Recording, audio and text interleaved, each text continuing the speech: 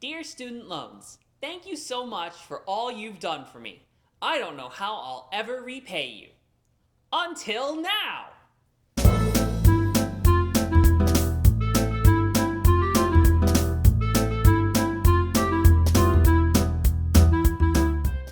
Hello everyone and welcome back. I'm your host, Mr. Interest. Today we want to discuss the recently announced student loan forgiveness plan from the United States federal government and its connection to inflation. So on August 24th, the Biden administration announced that they would be forgiving up to $20,000 worth of student debt for a certain group of borrowers. Now, the market as a whole was already kind of on edge prior to this announcement. Starting from August 16th, we saw that the 5-year break-even rate, which is a measure of the market's pricing in of inflation, was starting to go up. The day of the announcement, it shot up even more.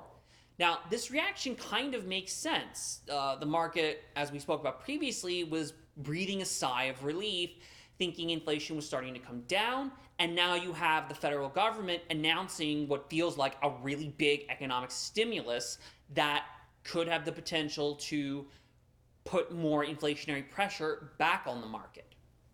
According to a CNBC survey, 59% of Americans worry that student loan forgiveness could make inflation worse.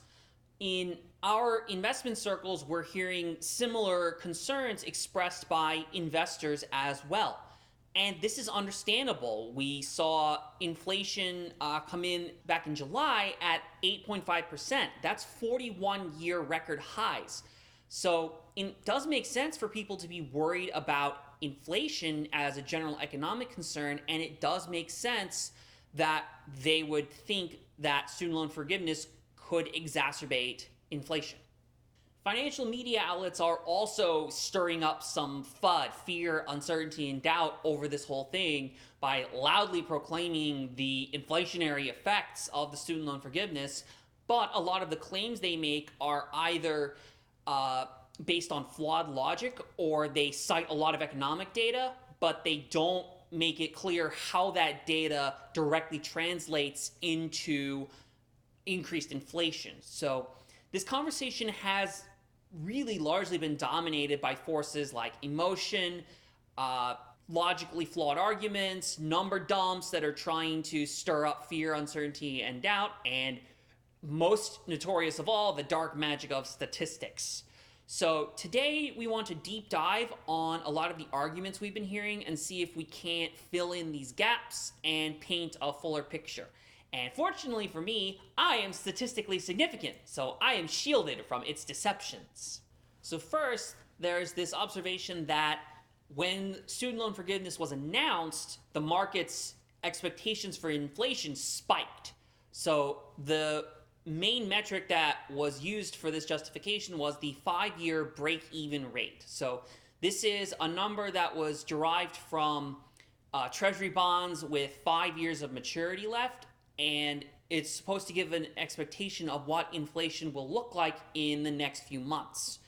Yes, in the week leading up to the announcement, the break-even rate was going up. The day of the announcement, it spiked.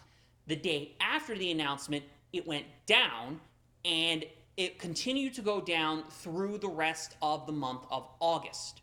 So this is a time when the markets can be driven by irrational forces, the biggest of which is emotion. Now, Ben Graham, who is arguably the founder of the value investing school of thought, once said that in the short run, the market is a voting machine, meaning popularity is going to largely drive prices. In the long run, the market is a weighing machine, meaning that anything with true value, true worth, will eventually rise to the top. So it's tough to look at these short-term trends over 1 or 2 weeks and try to extract any meaningful long-term data from them.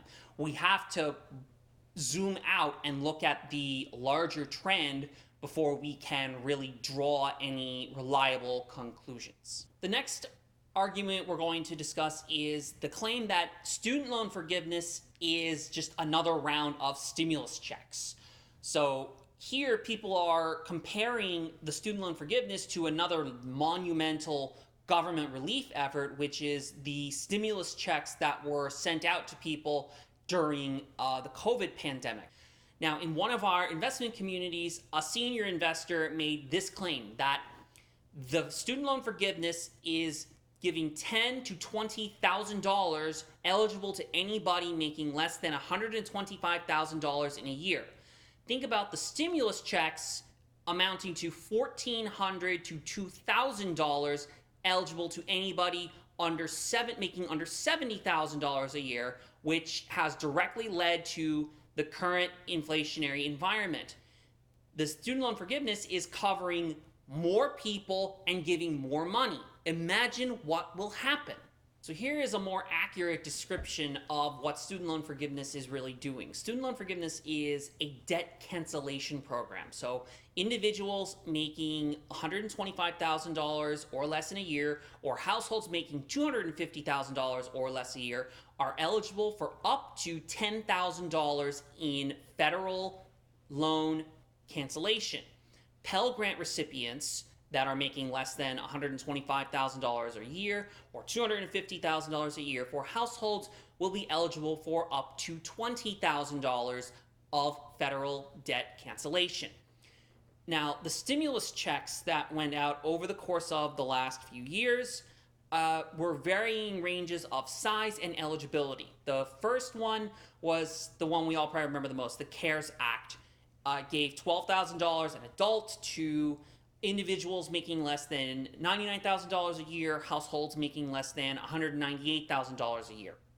The most recent stimulus checks were $1,400 a person to individuals making less than $80,000 a year, households making less than $160,000 a year.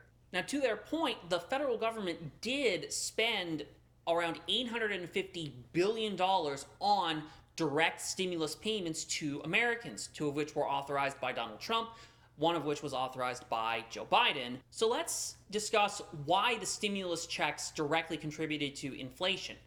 During the pandemic, we had the federal government printing a lot of money by sending out stimulus checks and increasing spending, and we had the Federal Reserve printing a lot of money through the process of quantitative easing.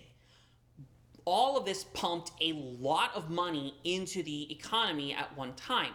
This influx of money was not matched by any real growth in economic output, as you might measure using a metric like the gross domestic product, GDP.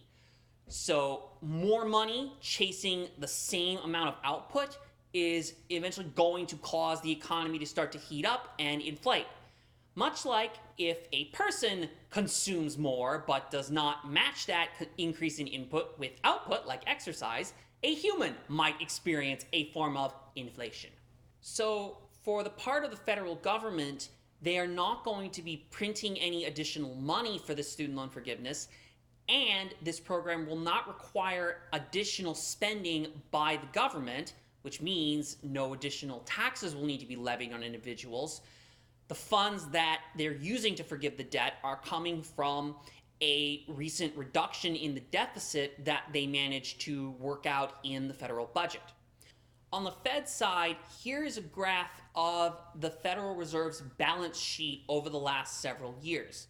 So one of the ways that the Federal Reserve can influence monetary policy is buying and selling treasury bonds, which directly adds or removes money from circulation. When the Federal Reserve buys treasuries in large amounts to release a lot of money into the economy, this is a process known as quantitative easing. This is what happened during the pandemic. This year, however, we're starting to see that the Federal Reserve's asset amount is going down. Also, at Jackson Hole recently, they mentioned quantitative tightening, which is the opposite process. It's selling large amounts of treasuries in order to remove money from circulation. So as far as eligibility is concerned, when we look at the stimulus checks, there isn't good data for the first and second rounds of payments, but on the IRS's website for the third round of payments, they mentioned that through December 31st, 2021, they sent out more than $400 billion worth of checks to 175 million individuals and families across the country. When we look at the press release the White House put out when they announced the student loan forgiveness, they cited that the cumulative federal student loan debt was sitting at around $1.6 trillion for more than 45 million individuals and families. So we see that looking at just the third round of stimulus checks, the number of people that was covered is much larger than the potential coverage of this proposed student loan forgiveness. Lastly, let's talk about the argument that student loan forgiveness will increase consumer demand by increasing spending, which will drive up inflation. This argument is based on the idea that if you forgive people's student loans, that will free up some more money in their pockets and their budgets. More money in their pocket will make them more likely to spend. Increased spending will lead to increased inflation. So, in the current economic environment, this measure has been equated to pouring $500 billion of gasoline on the already burning inflationary fire that is the economy. I think inflationary fire sounds somewhere between tire fire and dumpster fire in terms of how bad that sounds. First, whether student loan forgiveness does affect inflation, and if so, by how much, will depend on how much consumer spending changes when their debts are reduced or wiped out entirely. Second, borrowers have not been repaying their student debts at all since the pandemic started as a relief measure. So we're not going to see this immediate shock to budgets that we might have seen if people had been repaying in full all along. Third, with the loan forgiveness, borrowers aren't actually gaining extra cash. People might be inclined to spend more if they, say, got a bonus check or they got a raise in their annual salary. Look no further than crypto bubbles or retail trading to illustrate that point. But it's unclear how much people will increase their spending, if at all, just because they have less debt to pay off. Especially because, in this case, they would perceive it as their own money, not necessarily as free money from some external source. So based on this discussion, we see that there are some gaps in the arguments being presented against the loan forgiveness, but when we try to fill in these gaps, the picture presents something more. We understand that there are a lot of concerns surrounding the loan forgiveness, but in our opinion, inflation is the least concerning aspect of this program. So, what do you think? Are there other arguments you've heard? What's your opinion on this subject? Let us know in the comments below. Meanwhile, please be sure to like this video and subscribe to our channel for more financial content. Thank you so much for watching. Until next time, I'm Mr. Interest saying happy compounding.